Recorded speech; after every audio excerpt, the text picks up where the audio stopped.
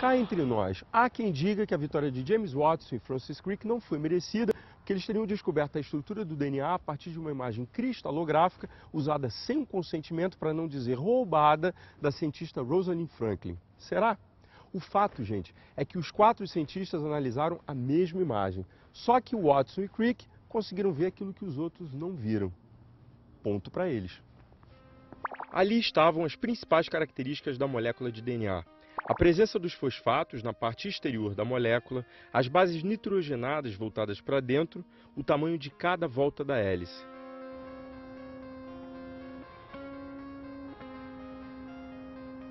Watson e Crick ficaram cheios de moral, e a partir daí todas as atenções da comunidade científica se voltaram para eles. O próximo passo da dupla foi construir modelos de moléculas de DNA.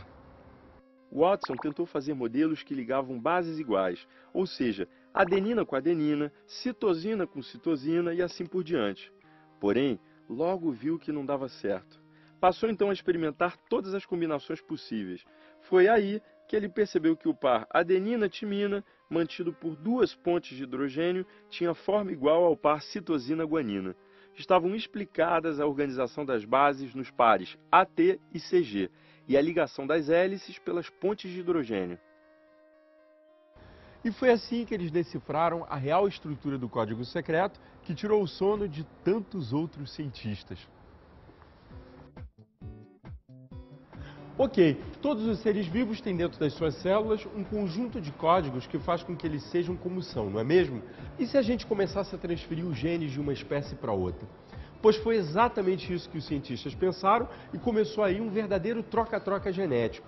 Eles criaram plantas e até animais transgênicos. E isso deu origem a uma grande polêmica: o consumo de alimentos transgênicos. Vamos ver o que a população tem a dizer sobre isso. Oi, meu nome é Joana. Gostaria de saber se é seguro usar alimentos transgênicos.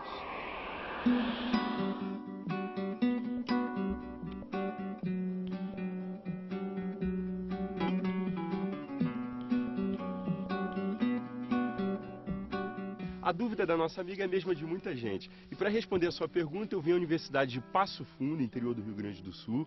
Eu vou conversar com Magali Ferrari Grando. Ela é bióloga, doutora em agronomia. A gente está numa fazenda, né, uma unidade de pesquisa da universidade. E ela vai esclarecer tudo isso para a gente e contar as últimas novidades sobre o DNA. Magali, 15 anos de produção de transgênicos no mundo. Afinal de contas, é seguro ou não consumir alimentos transgênicos? Alexandre, na realidade é muito seguro nós utilizarmos transgênico na nossa alimentação devido a todas as avaliações que são feitas por essas plantas antes de elas serem liberadas comercialmente. Então nós podemos ter tranquilidade que estamos utilizando um alimento com a mesma qualidade e mesma segurança ambiental que um alimento convencional. Isso porque nós temos regras bastante rígidas de avaliação, tanto ambiental como regras para risco alimentar feito pela CTN-Bio. Então nós temos, na realidade, uma segurança bastante grande no consumo dessas plantas.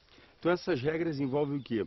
Risco de toxicidade, de alergia, o que seria especificamente? Na realidade, o risco alimentar ele envolve todos os riscos que são avaliados se a planta é tóxica ou se a planta causa alergia para a população. Então, só depois que se tem certeza que essas plantas não apresentam nenhuma toxicidade, nem alergenicidade, elas são liberadas. Então, nós podemos consumi-las com tranquilidade. E a nível ambiental, na realidade, é mais estudado o fluxo gênico para se avaliar se esse gene da planta pode ser transferido para outros organismos e outras plantas, né? Então, tendo tudo isso sob controle, ele pode ser liberado para ser utilizado, né? Magali, por que esse debate em torno dos transgênicos? Por que tem gente contra? Porque as pessoas não confiam muito nos transgênicos porque é uma tecnologia nova. Mas com 15 anos de plantio agora, as pessoas estão se tornando mais confortáveis em utilizar na alimentação porque não existe risco nenhum para a alimentação. Isso está sendo trazido à tona, né, com todos esses relatórios que estão sendo publicados agora. Então existe uma segurança muito maior na utilização desses alimentos. Outra preocupação bastante grande é com o meio ambiente. Essas plantas transgênicas, elas poderiam liberar no meio ambiente esses genes através do pólen, fazendo fluxo gênico com outras espécies. Mas à medida que nós vamos controlando e tendo normatização para a utilização dos transgênicos, nós também estamos cuidando do meio ambiente. Vamos pegar, por exemplo, o milho transgênico, que é uma cultura de vocês aqui.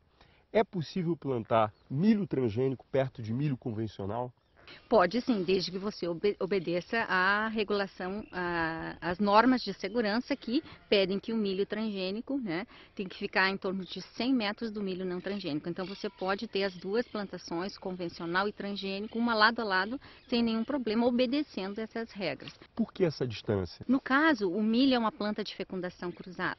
Então o pólen transgênico pode fecundar as plantas não transgênicas. É uma reprodução sexuada, né? Sexuada, exatamente. Isso levaria a uma poluição gênica, certo? Então você estaria misturando a planta transgênica e não transgênica. Isso não é desejável porque você tem que ter clareza do que é transgênico, do que não é transgênico para comercialização. Então, em termos de mercado, você não pode dizer que o resultado desse plantio é um milho não transgênico. Exatamente. Eu tenho que ter a segurança que o milho não transgênico convencional é não transgênico, que ele não possui nenhum gene extra, e que o milho transgênico é transgênico. Então é que não ocorra esse cruzamento de informação de material genético entre essas duas plantas.